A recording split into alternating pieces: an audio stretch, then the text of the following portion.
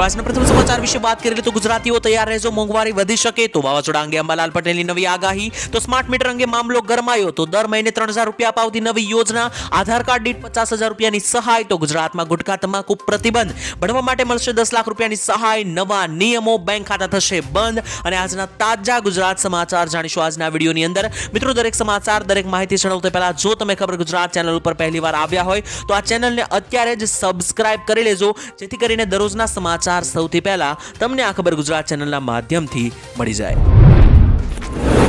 તો મિત્રો આજના પ્રથમ સમાચાર વિશે વાત કરી તો વાવાઝોડા અંગે અંબાલાલ પટેલે આપી દીધી છે નવી આગાહી. ગુજરાતીઓ સાવધાન, કારણ કે મિત્રો તમને જણાવી દઈએ તો ભર ઉનાળે વાવાઝોડાની આગાહી કરતા ખાસ કરીને મોટી તાજેતરમાં આગામી દિવસોમાં હવામાનમાં આવવાનું છે મોટો પલટો.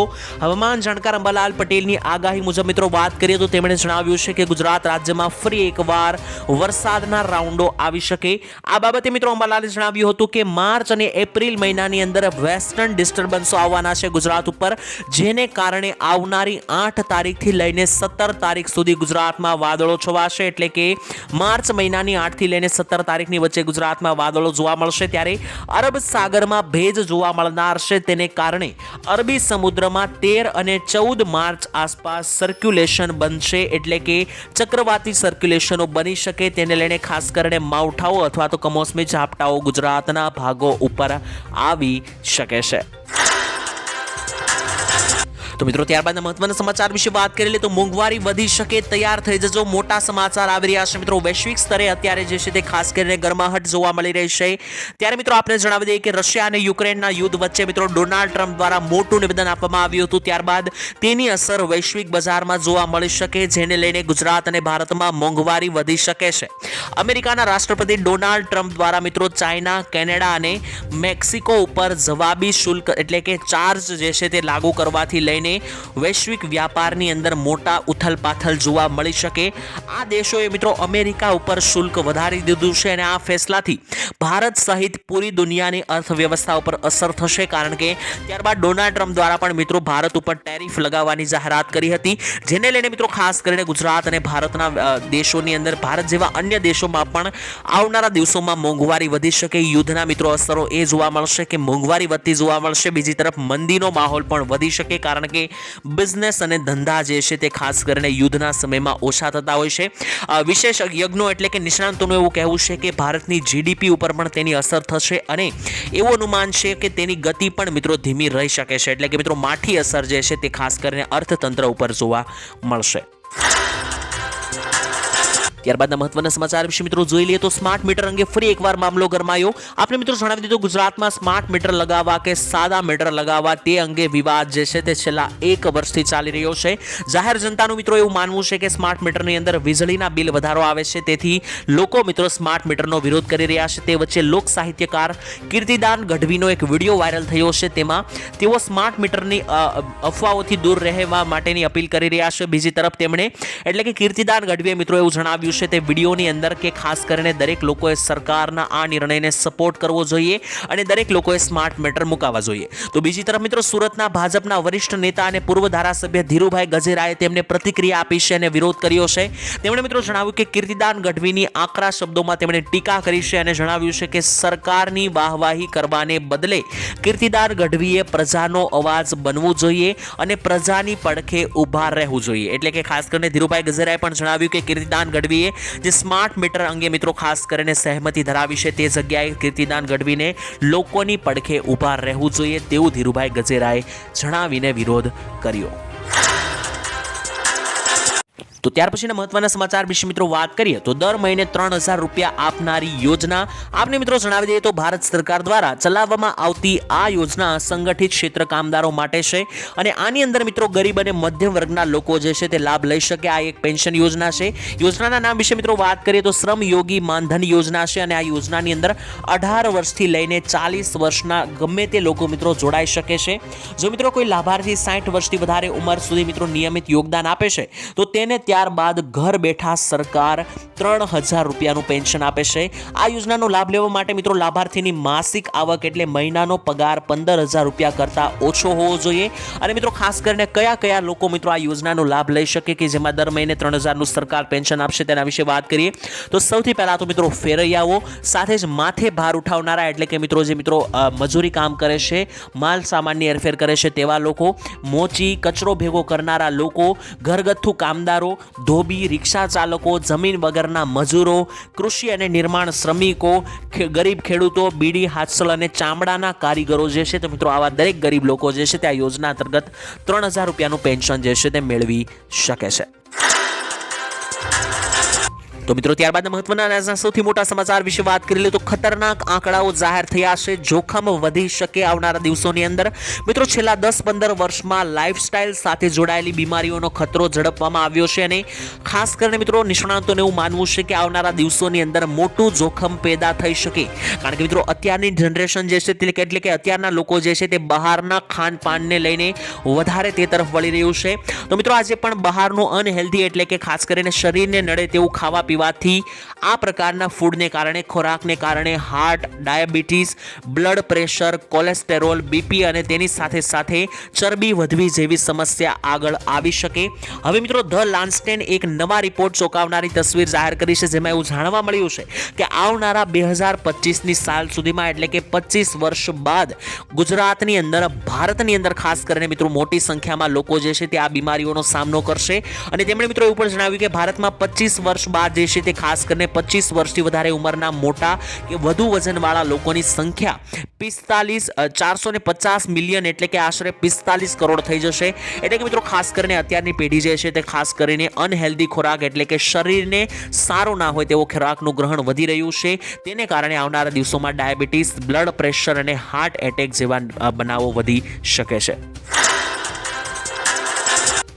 તો મિત્રો ત્યારબાદના મહત્વના અને આજના સૌથી મોટા સમાચાર વિશે વાત કરીએ તો ગુટખા અને તમાકુ ઉપર સરકારનો મોટો પ્રતિબંધ. મિત્રો ગુજરાતમાં ગુટખા તેમજ તમાકુ કે નિકોટિન વાળી દરેક વસ્તુઓના પાન મસાલા ઉપર તેનો વેચાણ કરવું, સંગ્રહ કરવો અથવા તો વિતરણ કરવા ઉપર સરકારે પ્રતિબંધ મૂકી દીધો છે. અને આ પ્રતિબંધ ક્યાં સુધી છે તેના વિશે પણ વાત કરી લઈએ તો સપ્ટેમ્બર 2025 થી મિત્રો જે છે ત્યાં સુધી આ પ્રતિબંધ મૂકવામાં આવ્યો છે. અને મિત્રો તમને જણાવી દઈએ કે વેચાણ અને સંગ્રહ કરનાર ઉપર કડક સજાની કાર્યવાહી પણ છે. અને પ્રતિબંધ હોવા છતાં પણ જાણે કોઈને કોઈ વાતનો ડર ના હોય તેવી રીતના મિત્રો ખુલ્લે આમ તમાકુ, ગુટખા જેવી હાનિકારક વસ્તુઓ વેચાઈ રહી છે. મિત્રો લોકોના સ્વાસ્થ્ય ઉપર તેની અસર ના પડે અને ભયંકર જાનલેવા કેન્સર જેવી બીમારીઓ ના થાય તેટલા માટે સરકારે પ્રતિબંધ મૂક્યો છે. મિત્રો તમારું શું કહેવું છે? ખરેખર ગુટખા અને તમાકુ ઉપર પ્રતિબંધ જે છે તે અંગે સરકારે એક્શન લેવી જોઈએ કે નહીં? કોમેન્ટની અંદર લખીને જણાવી દેજો. તો મિત્રો ત્યારબાદના મહત્વના સમાચાર જોઈ લઈએ તો મિત્રો આધાર કાર્ડ ઉપર 50000 રૂપિયાની ભેટ મળશે. મોટી જાહેરાત. જો મિત્રો તમારી પાસે પણ આધાર કાર્ડ છે તો તમને પણ મળશે ગેરંટી વગર 50000 રૂપિયા સુધીની સહાય.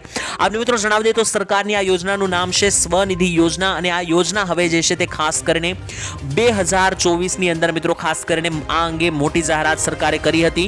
અગાઉ મિત્રો તમને જણાવી દઈએ તો ખાસ કરીને સરકારે આ અંગે મોટી જાહેરાત કરતા જણાવ્યું કે આધાર કાર્ડ ઉપર 50000ની માહિતી અને 50000 રૂપિયા લોન મળશે.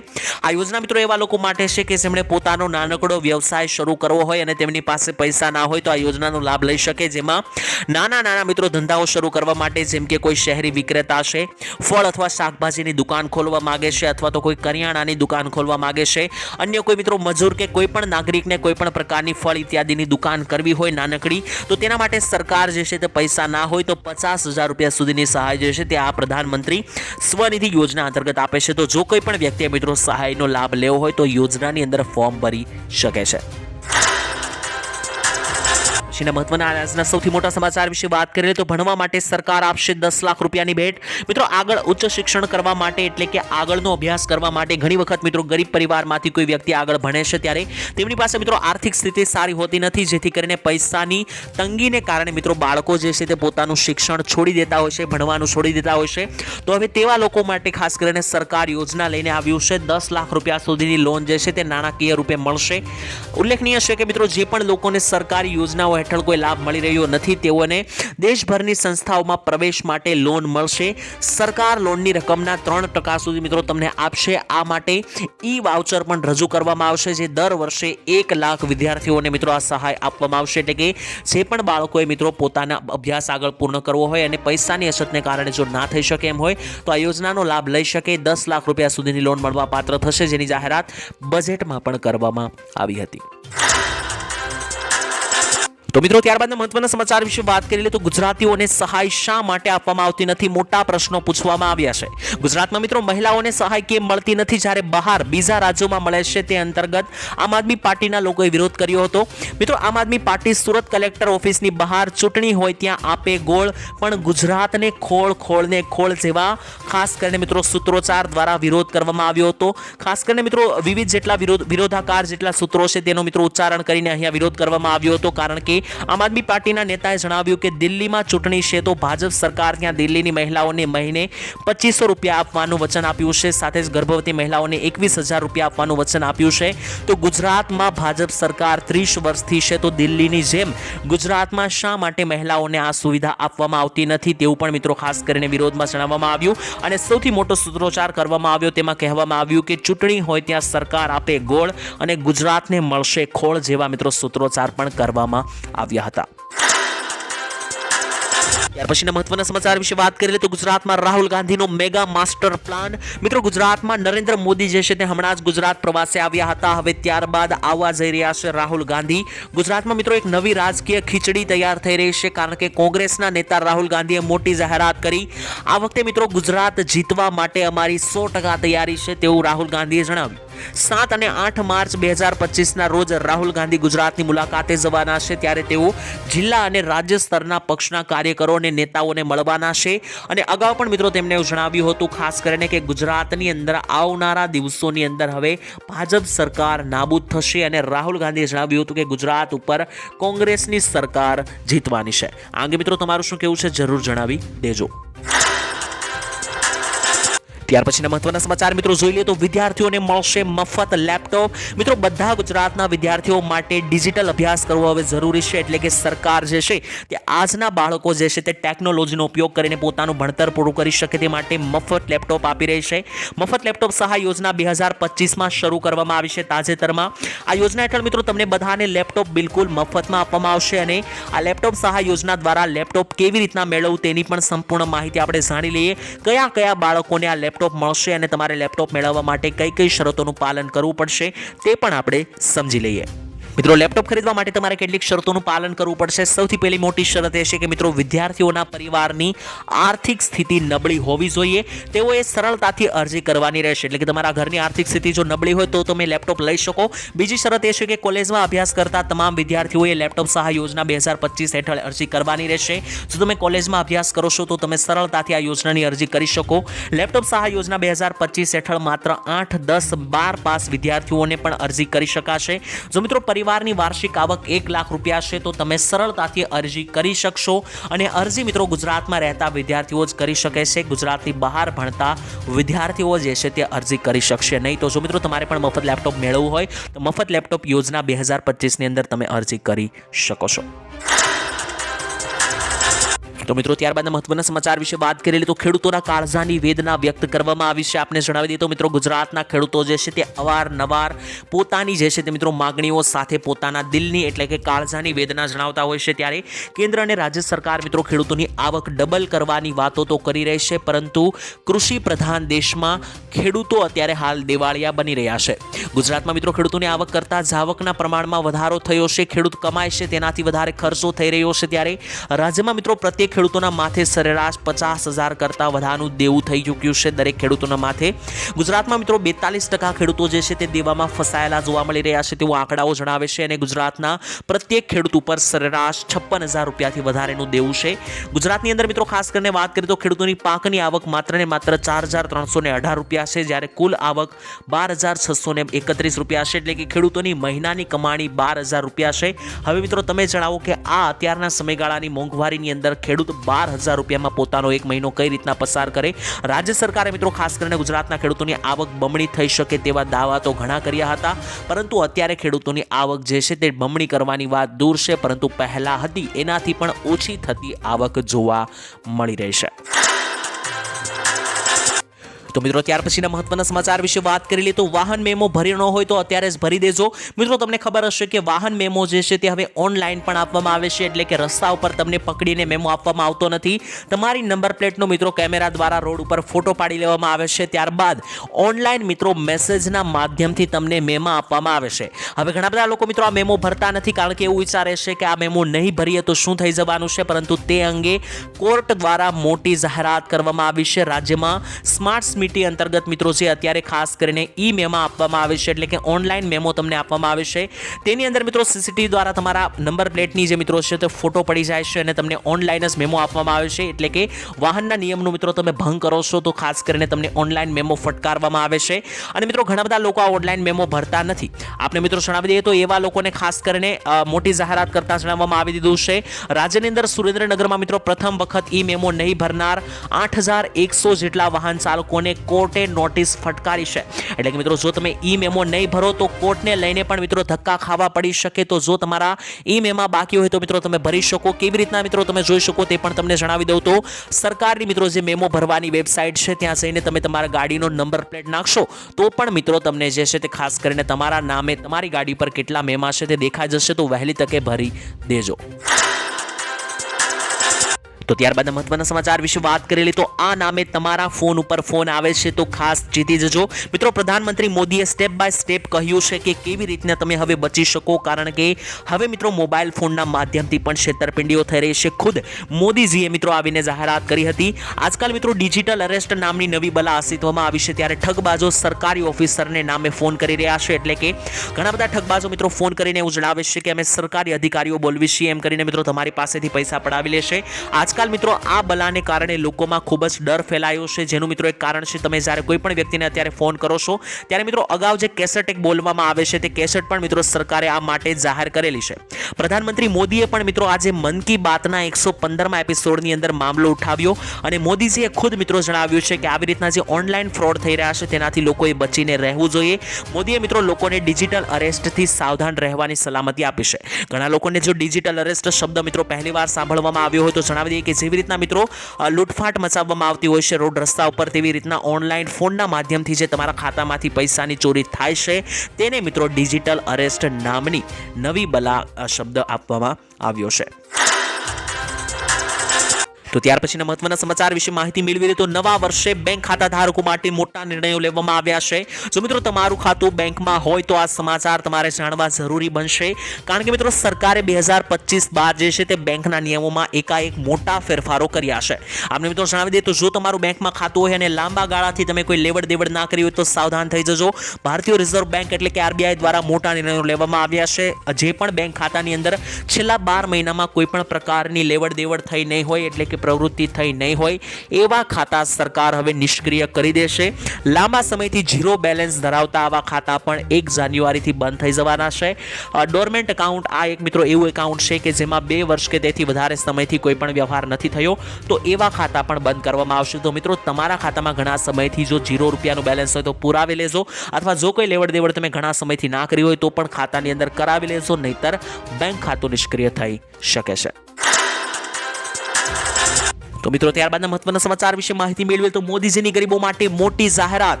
મોંઘવારી સામે ઝઝૂમી રહેલા ગરીબ લોકો અને સામાન્ય નાગરિકોને રાહત આપવા માટે મોદી સરકારે ટૂંક સમયની અંદર જ ભારત બ્રાન્ડ યોજનાનો બીજો તબક્કો શરૂ કરી દીધો છે. આપણે મિત્રો જણાવી દઈએ કે આ ભારત બ્રાન્ડ યોજના અંતર્ગત સરકાર જે છે તે ગરીબો અને દેશના મિત્રો સામાન્ય નાગરિકોને દરેક વસ્તુઓ સસ્તા ભાવે આપે છે કે જેઓ પોતાનું ગુજરાન સરળતાથી ચલાવી શકે. રોજિંદા જીવનમાં જરૂરી વસ્તુઓ જેવી કે મિત્રો ચોખા, દાળ, લોટ સસ્તા ભાવે મિત્રો ઉપલબ્ધ કરાવવા જઈ રહી છે સરકાર. આટલું જ નહીં પરંતુ મિત્રો આ બીજા તબક્કાની અંદર આ ભારત બ્રાન્ડ યોજનાની અંદર સરકારે આ વખતે નવા 2 કઠોળનો પણ સમાવેશ કર્યો છે. એટલે કે હવે કઠોળ પણ સસ્તા ભાવે રાહત દરે આપવામાં આવશે કે જેથી દરેક લોકો આ દરેક વસ્તુઓ, જીવન જરૂરી વસ્તુઓ ખરીદી શકે. ત્યારબાદ આજના સૌથી મોટા અને મહત્વના સમાચાર વિશે મિત્રો માહિતી મેળવી લે તો ગરીબો માટે મોદી સરકારની મોટી ગેરંટી. આપને મિત્રો જણાવી દઈએ તો મોદી સરકાર દ્વારા અવારનવાર મોટી જાહેરાતો કરવામાં આવતી હોય છે, ત્યારે મોદીજીએ મોટી જાહેરાત કરતા જણાવ્યું કે અમારી સરકારે 25 કરોડ લોકોને ગરીબી રેખામાંથી બહાર કાઢ્યા છે. એટલે કે છેલ્લા 10 થી 11 વર્ષથી મિત્રો મોદીજીની સરકાર શાસનમાં છે, ત્યારે આ સમયગાળા દરમિયાન 25 કરોડ લોકો ગરીબીમાંથી બહાર આવ્યા છે તેવું કહેવું છે તેમનું. જેમને અમે ગરીબીમાંથી બહાર કાઢ્યા છે તેવું પણ મોદીજીએ જણાવ્યું. તેમને પણ થોડા સમય માટે ખૂબ સપોર્ટની જરૂર હતી, એટલે કે મિત્રો ખાસ કરીને મોદીજીએ અહીંયા એવું જણાવ્યું કે અમારી સરકાર ગરીબો માટે કામ કરે છે અને ગરીબ લોકોને ગરીબી રેખામાંથી બહાર કાઢે છે. ગરીબ કલ્યાણ માટેની ઘણી બધી યોજનાઓ પણ ચલાવવામાં આવે છે, જેનો લાભ લઈને ગરીબો જે છે તે ગરીબી રેખામાંથી બહાર આવ્યા છે. સાથે જ મિત્રો તેમના તરફથી કહેવામાં આવ્યું છે કે ગરીબોની થાળીમાં પૌષ્ટિક ભોજન હોય તે મિત્રો મોદીની ગેરંટીઓ છે. એટલે કે મોદીજીએ ગેરંટી આપતા જણાવ્યું કે દેશના દરેકે દરેક ગરીબ પરિવારની અંદર પણ પોતાની થાળીની અંદર સારું જમવાનું ભોજન હશે અને મોદીની ગેરંટી છે કે સસ્તા ભાવે દરેકે દરેક દર્દીઓ છે તેમને પણ દવા મળી રહેશે. તો દવા અને પૌષ્ટિક ભોજન જે છે તે આપવાની જવાબદારી અમારી છે, એટલે કે મોદી સરકારની છે તેવું પણ તેમણે જણાવ્યું છે. તો મિત્રો મોદીજીએ ગરીબોને લઈને આ મોટી જાહેરાત કરી, તેનાથી તમે સહેમતિ ધરાવશો કે નહીં જણાવી દેજો.